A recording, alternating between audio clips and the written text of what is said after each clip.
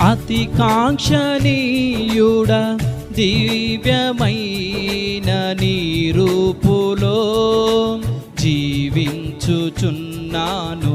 నీ ప్రేమకు నే పత్రికగా. అతి కాంక్షణీయుడ దివ్యమైన నీ రూపులో జీవించుచున్నాను